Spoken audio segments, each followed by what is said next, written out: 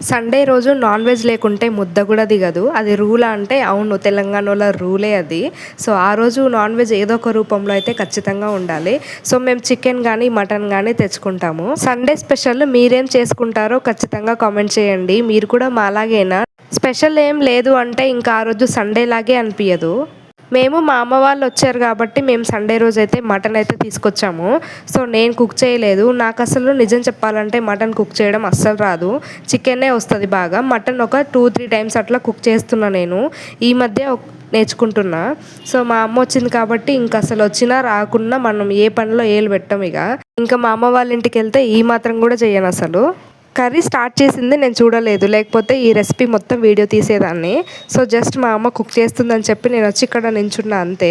So, curry చాలా రోజుల తర్వాత ఇంకా మా అమ్మ చేతి వంట తింటున్నాను. ఇంకా అక్కడ వెళ్ళిన తర్వాత తినడం వేరు, ఇక్కడికొచ్చిన తర్వాత కూడా అమ్మే వండి పెట్టడం వేరు కదా! సో, రెగ్యులర్‌గా మన చేతి మనమే తిని తిని బోర్ కొడతది. సో, అమ్మ వాళ్ళ ఇంటికెళ్ళినప్పుడు గానీ, అమ్మొచ్చినప్పుడు గానీ మనకు ఆ టేస్ట్ అనేది దొరుకుతది. నేను హాస్టల్‌లో ఉన్నప్పుడు కూడా మా అమ్మ చికెన్ వండుకొని పచ్చడిలాగా ఫ్రై చేస్తారు కదా! సో, అలా చేసి తీసుకొచ్చేదనమాట. నాకు బాగా గుర్తుంది. సో, నాకు చికెన్ అంటే చాలా ఇష్టము. మీకు కూడా హాస్టల్స్‌కెళ్ళినప్పుడు ఇట్లా అమ్మ వాళ్ళు రెసిపీస్ తీసుకొచ్చారా? సో, మీకు గుర్తుందా? సో, మా అమ్మ పాపం తన పని తను చేసుకుంటుంటే నేనేదో వీడియో తీసుకుంటున్నాను. నిజానికి అమ్మలు ఎట్లా ఉన్నా అందంగానే ఉంటారు. ఇంకోటి లేడీస్ పని చేస్తున్నప్పుడే అందంగా ఉంటారంట రెడీ అయినప్పుడు కంటే. నిజమేనా? కామెంట్ చేయండి.